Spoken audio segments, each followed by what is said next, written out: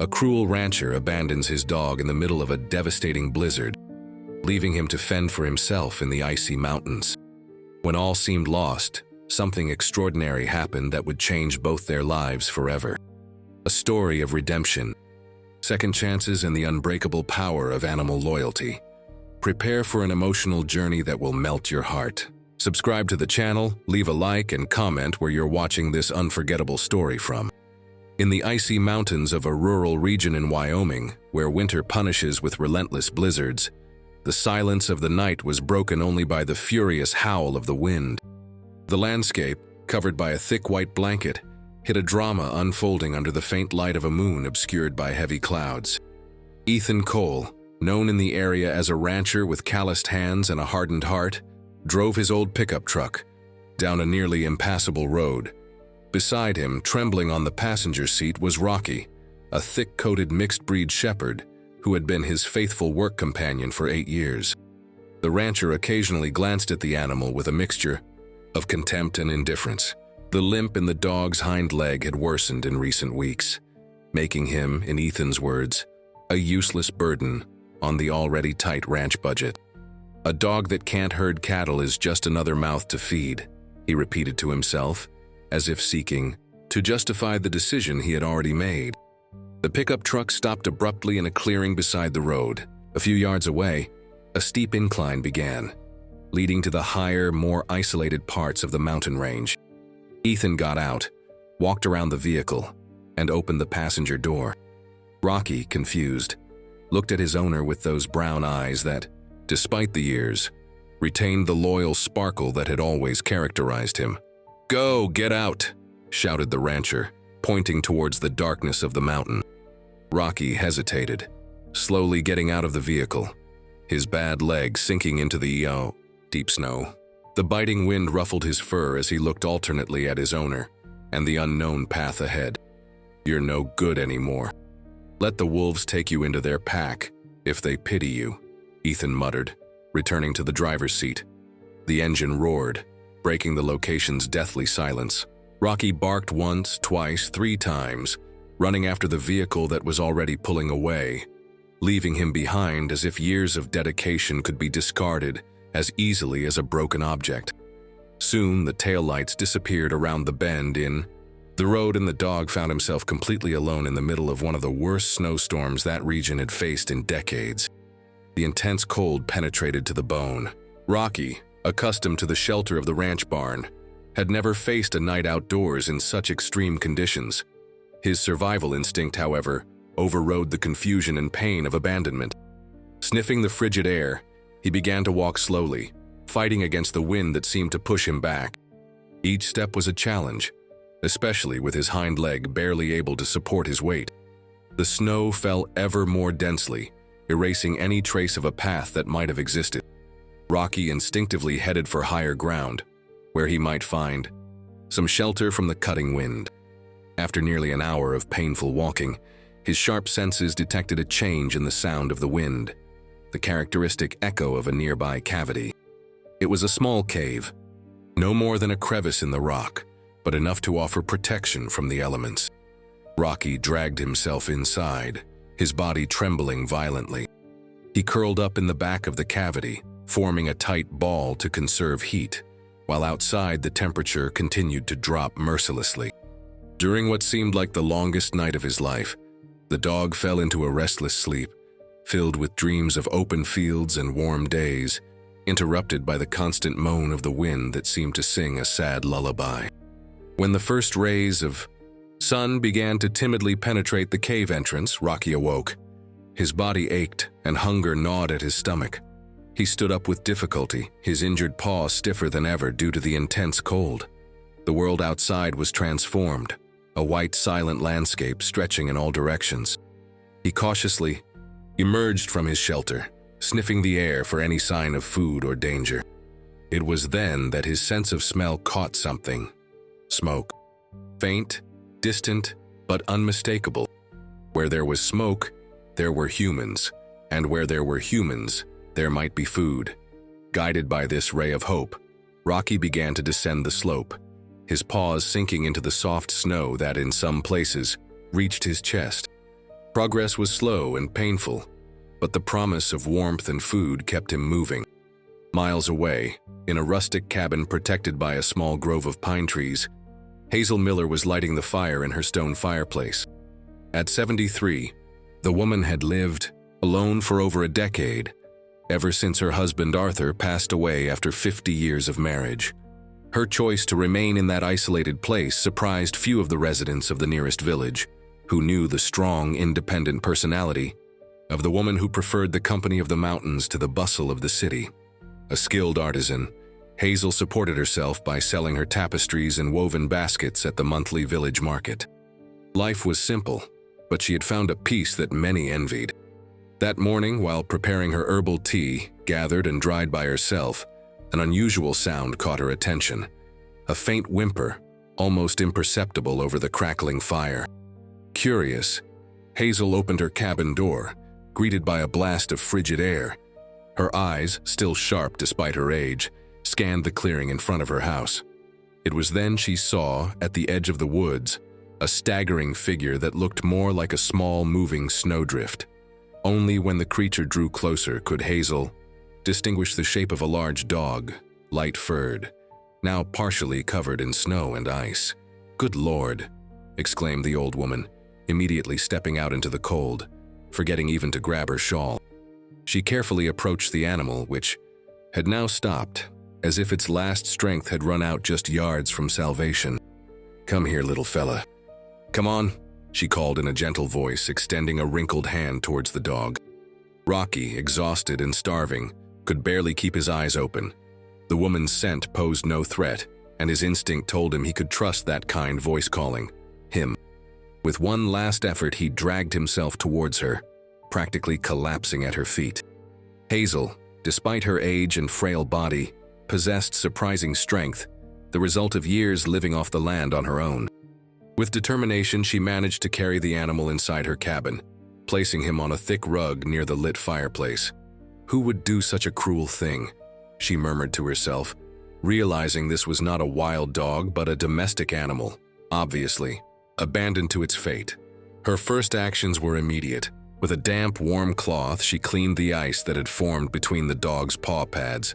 She offered warm water with honey, which Rocky lapped up eagerly, despite his weakness. Then, she shared some of the stew she had prepared for herself, watching with satisfaction as the animal, though debilitated, ate heartily. "You're going to be all right, big guy. You can trust me," she said, stroking the thick fur that was beginning to dry in the warmth of the fire. "Tomorrow we'll take care of that paw. Looks like you've hurt yourself out there, haven't you?" she continued, noticing how the animal favored one of its hind legs. That night marked the beginning of an unlikely friendship. Rocky, accustomed to the harshness of his former owner, initially found the constant care and affection Hazel offered strange. The elderly woman, in turn, found in the rescued dog a new reason to get up every morning. Days turned into weeks, and Rocky's recovery was gradual but steady. His paw, carefully examined by Hazel, wasn't broken but suffered from advanced arthritis, aggravated by years of hard work and the abandonment in the snow.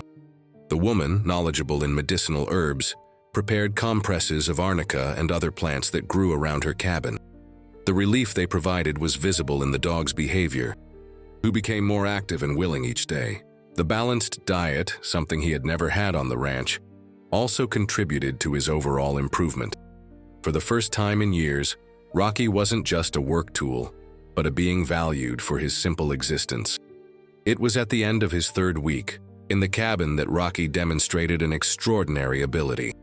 That morning had dawned peculiarly calm, without the constant wind that usually accompanied winter days in the mountains. Hazel, accustomed to her routine, was preparing to go out and gather firewood in the nearby woods. The dog, however, seemed restless, pacing back and forth in the small room, looking alternately at the old woman and the window overlooking the higher slopes. "What is it, Rocky?" Hazel asked, having adopted the name upon noticing how the animal responded positively to it, indicating it was likely what he was called before. The dog barked, a rare occurrence since his arrival, and went to the door, scratching it urgently. The woman, intrigued, decided to trust the animal's instinct and didn't go out that morning. 3 hours later, a distant rumble echoed through the mountains, and from her cabin window, Hazel witnessed an avalanche sweep down the exact path she usually took to collect firewood. The natural disaster would certainly have caught her if she had been out there. "You knew, didn't you?" she asked the dog, who now, with the threat past, had calmed down and rested peacefully beside the fireplace. "How could you sense that? What else do you know that we humans can't perceive?" This incident marked the beginning of a new dynamic between the two. Hazel began to pay close attention to Rocky's behavior, noticing patterns that correlated with impending weather changes. The dog became particularly agitated before severe storms, went on alert when gusts of wind announced sudden temperature changes, and displayed specific behaviors that, the old woman soon learned, were accurate indicators of the approaching conditions. This ability, developed during years of outdoor work on the ranch, became invaluable in their isolated life. Hazel, who had always relied on her own empirical knowledge to predict the weather, now had a four-legged meteorologist, far more accurate than any of her old techniques. The bond formed between them transcended the simple relationship between human and pet. It was a partnership based on mutual respect and reciprocal dependence. Rocky had found not just shelter, but a true home. Hazel, in turn, rediscovered the joy of constant companionship, something missing from her life since her husband's passing. As the weeks passed, the old woman noticed peculiar behavior in her canine companion. On full moon nights, Rocky became especially restless. He would stand at the cabin window or door, staring intently at the mountains, and emit low, mournful howls. Initially, Hazel attributed this behavior to some painful memory from his past, but soon noticed a more specific pattern. The dog not only howled but seemed to want to go outside, as if something or someone were calling him out there. On the third full moon since Rocky's arrival, Hazel finally decided to investigate. Bundling up warmly and arming herself with a powerful flashlight, she followed the dog who, upon realizing he would be accompanied, seemed almost eager, quickening his pace ahead of the woman, but constantly looking back as if to ensure she was still following. The path wasn't easy, especially for someone of Hazel's age. They climbed a narrow trail winding through the trees until they reached a small rise from which they could see the valley below, partially illuminated by the moon, now shining in its full glory in a sky exceptionally clear for that time of year. Rocky stopped suddenly, his body tense in an alert stance. Hazel followed his gaze and discerned in the distance a small opening among the rocks, something that could be the entrance to a den. The dog looked at her as if asking permission, and after a brief nod from the woman, cautiously approached the opening. What Hazel witnessed next deeply touched her already softened heart from living with the animal. Rocky carefully placed on the ground a piece of meat he had saved from his evening meal. She had noticed its absence, but hadn't imagined the purpose. From inside the den, small pointed snouts appeared, sniffing the air curiously. They were fox kits, 3 of them thin but apparently healthy. "So that's what you've been doing, you old softy," Hazel whispered, keeping her distance so as not to frighten the wild kits. Rocky remained patient while the little foxes devoured the food, merely watching with what the woman could only describe as an expression of satisfaction. After the kits returned to the safety of their den, Rocky came back to Hazel, looking at her with those eyes that seemed to hold all the wisdom of the world. "I'll come with you tomorrow," the old woman promised, petting the animal's head. "We'll take care of these little ones together." Thus began a routine that would last almost 2 months. Every couple of days, Hazel and Rocky climbed to the den, bringing appropriate food for the growing kits. The old woman, with her knowledge of wildlife, knew she needed to strike a delicate balance, helping the orphans survive without taming them to the point where they lost their natural instincts. During their visits, she discovered clues about what had likely happened to the kit's mother. Bloodstains and fur a few hundred yards from the den suggested she had fallen victim to hunters or perhaps a larger predator. Whatever her fate, the kits would have perished without the unlikely intervention of a domestic dog who, for some reason transcending human understanding, had taken responsibility for those fragile lives. As the kits grew, becoming more independent, The visits became less frequent. Rocky seemed to understand they needed to develop their hunting and survival skills on their own. On their last visit, the young foxes were almost adult-sized, their slender, agile bodies moving confidently through the forest around their den. "They'll be fine now," Hazel commented, watching with a mixture of pride and melancholy as the foxes disappeared among the bushes, likely in search of their own prey. "You did a good job, my friend." This experience awakened something in the old woman that had lain dormant for years, a sense of purpose beyond her own survival.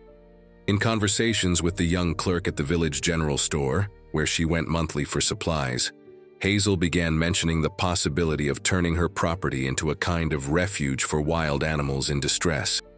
"You have a way with animals, ma'am," the young woman commented, impressed by the stories Hazel told about Rocky and the fox kits. It would be a shame not to use that gift. The young woman's words planted a seed that quickly blossomed. In the following weeks, Hazel began adapting her property to receive injured or orphaned animals found by the few local residents. An abandoned shed behind her cabin was cleaned and reorganized to serve as a temporary recovery shelter. Her knowledge of medicinal herbs, gathered over decades, was systematized in a special notebook dedicated to specific treatments for different species. Rocky naturally assumed the role of assistant in this new venture. His calm presence had a pacifying effect on the frightened animals that arrived, and his protective instinct ensured the most vulnerable received special attention. The first patients came via the general store clerk herself, a raccoon with a broken paw found by her younger brother near the creek, an owl with an injured wing unable to fly, 2 fawns whose mother had been shot by hunters. Each successful case further spread the fame of Hazel Miller and her faithful canine companion. 6 months had passed since Rocky's rescue, and the small rescue operation was already becoming known beyond the nearest village. It was on a rainy, late winter afternoon that a knock on the door announced an unexpected visitor. Hazel, who was preparing an infusion for a porcupine with a skin infection, asked Rocky to keep an eye on the animal while she answered. Opening the door, her heart nearly stopped. Before her stood Ethan Cole, the rancher she recognized immediately from descriptions she'd heard in the village. Tall, broad-shouldered, with a habitually stern expression, the man seemed smaller now, hunched under the weight of worries visible in the deep lines marking his face weathered by sun and wind. "Are you Mrs. Hazel Miller?" he asked, his voice hoarse and hesitant, so different from the authoritarian tone he was known for. "They said in the village that you help folks in need." Hazel felt a mix of emotions, indignation remembering what this man had done to Rocky, curiosity about what brought him here, and a reluctant compassion seeing the rancher's dejected state. "Depends on what you need and who you are," she replied, standing firmly in the doorway, not inviting him in. "I'm Ethan Cole from Horizon Ranch," he introduced himself, removing his wet hat. "Lost almost my whole herd this winter. The ranch goes up for auction next week. I've got nowhere to go." Before Hazel could respond, a movement behind her caught her attention. Rocky had approached silently and now stood beside her, staring intently at his former owner. The old woman waited, tense, wondering what the animal's reaction would be. To her surprise, there were no growls or any sign of aggression, just cautious curiosity in the dog's watchful eyes. Ethan, meanwhile, turned pale. "Rocky," he murmured, incredulous. "You survived." The dog took a step forward, sniffing the air in the rancher's direction. Hazel watched, amazed at this improbable encounter orchestrated by fate. After a moment that seemed to stretch indefinitely, Rocky did something surprising. He moved closer and briefly touched his muzzle to Ethan's hanging hand, not as a gesture of affection, but as silent recognition. "He's forgiven you," Hazel said, her voice soft but firm. "Even after what you did, maybe I can learn something from him." She stepped back from the door, finally allowing the rancher inside. "You can stay until you find a place, Ethan. But there are rules here, and the first one is to respect every living thing that crosses our path." Thus began one of the most tense periods in Hazel's cabin. The first days of cohabitation were marked by heavy silences and formal, distant interactions. Ethan, a proud man despite his current situation, struggled internally with the humiliation of depending on the charity of an elderly woman and the guilt evoked by Rocky's constant presence. The rancher slept in the small guest room, originally built for when Hazel's daughter, who lived in the state capital, came to visit, something that happened less often than the old woman wished. During the day, he kept busy with practical tasks around the property, mending fences, cutting firewood, making small repairs to the cabin and the makeshift animal shelters. It was during the care of a young mare, rescued from a neighboring farm where she was mistreated and malnourished, that the first crack appeared in the wall between Ethan and his hosts.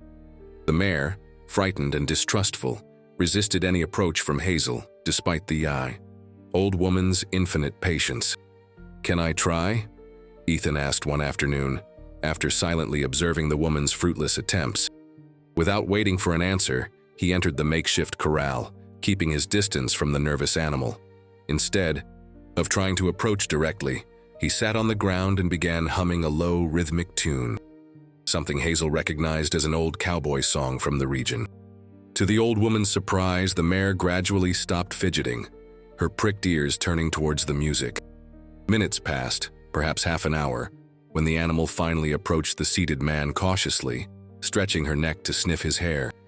"My dad taught me that," Ethan explained later, as they shared a simple dinner by lamplight.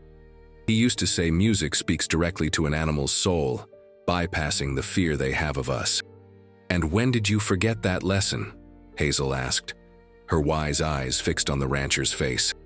Ethan lowered his gaze to his plate, a 50-year-old man suddenly looking like an ashamed boy. "When I thought I knew better than my dad. When I decided efficiency and profit were more important than respect." This conversation marked a turning point. In the following days, Ethan began to share more about his life. Losing his wife to cancer 5 years earlier, the mounting debts, the bitterness that had consumed his heart as he fought alone to keep alive the legacy of 3 generations of his family. They weren't excuses for his actions, and he didn't present them as such, but they offered Hazel a more complete picture of the man behind the monster who had abandoned Rocky in the blizzard. The dog, meanwhile, maintained a respectful distance from the rancher, accepting his presence but clearly preferring the old woman's company. Ethan respected this choice, never forcing an approach, but watching with a mixture of admiration and remorse how the animal he once considered merely a tool now demonstrated an intelligence and sensitivity he had never bothered to notice. Approximately 9 months after Rocky's abandonment, as the intense summer began to yield to a milder autumn, a severe drought struck the region. Weeks without rain turned the lush vegetation into highly flammable tinder, and all it took was a dry lightning storm to ignite a wildfire of alarming proportions. The fire started in the lowlands, several miles from Hazel's cabin, but driven by strong winds, it advanced rapidly towards the higher slopes. The Forest Service, with limited resources for such a vast area, focused their efforts on protecting properties closer to the village, leaving the more isolated residents to fend for themselves. Ethan was the first to realize the gravity of the situation. With his deep knowledge of those mountains, he identified the signs, the changing wind direction, the orange hue of the sky at dusk, the agitated behavior of the birds, as an imminent danger approaching faster than anyone could predict. "We need to evacuate the animals," he announced, rushing into the cabin where Hazel was preparing dinner. "The fire's heading this way, and there's nothing that can stop it." Evacuation wouldn't be simple. Besides the mare and some smaller domestic animals, the sanctuary now temporarily housed 3 recovering deer, a family of raccoons, several birds with injured wings unable to fly, and various other wild animals unfit to escape on their own. "We can't take them all," Hazel stated, the cruel reality of the situation weighing on her tired shoulders. It was at that critical moment that Rocky assumed a role neither human could have foreseen. The dog, agitated since early morning, began barking in an organized manner, unlike any sound he had made before. Soon, to the astonishment of Hazel and Ethan, the deer grazing in the farthest enclosure began moving towards the call, followed by the other animals capable of moving on their own. "He's Herding them, Ethan murmured, an almost reverent admiration in his voice. Rocky led the animals not towards the main road, which was already beginning to fill with thick smoke, but onto a nearly invisible trail winding north, towards a rocky area where vegetation was sparser. Hazel and Ethan followed, carrying the smaller animals that couldn't keep up, while the rancher guided the mare with a makeshift rope. The incredible procession traversed difficult terrain for nearly 2 hours, until they reached a clearing near a small spring-fed lake. There, protected by rock formations that would act as a natural barrier against the fire's advance, they set up a makeshift camp. From their elevated position, they could see the reddish glow of the fire devouring the forest in the valley, including the area where Hazel's cabin stood. "Everything I built," the old woman whispered, a single tear tracing a path down her wrinkled face as she watched the apocalyptic scene in the distance. Ethan, in an uncharacteristic gesture for a usually reserved man, placed a hand on Hazel's shoulder. "We'll rebuild better, stronger."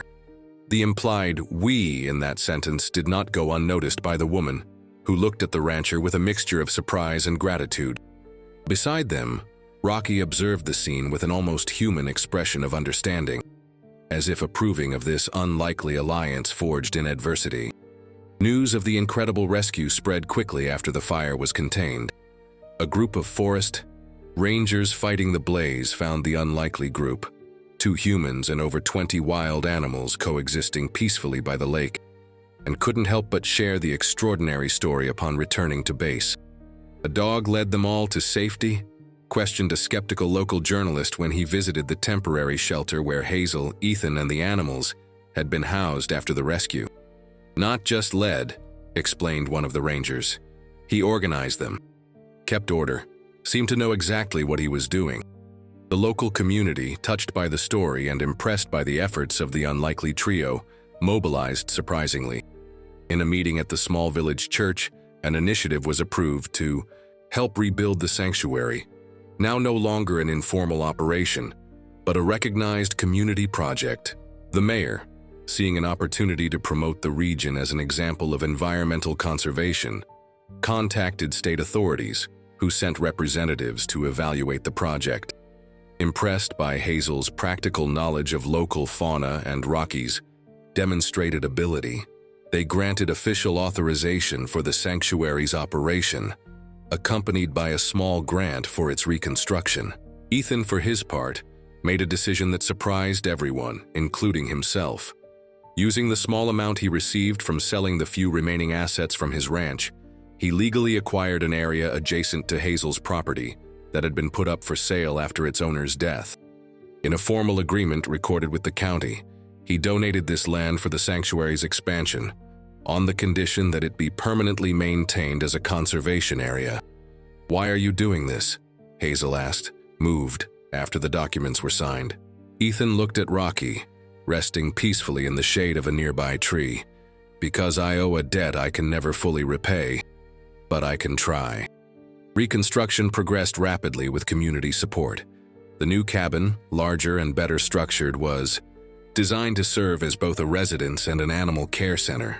Appropriate enclosures were built for different species, and a rainwater harvesting system would ensure greater operational sustainability.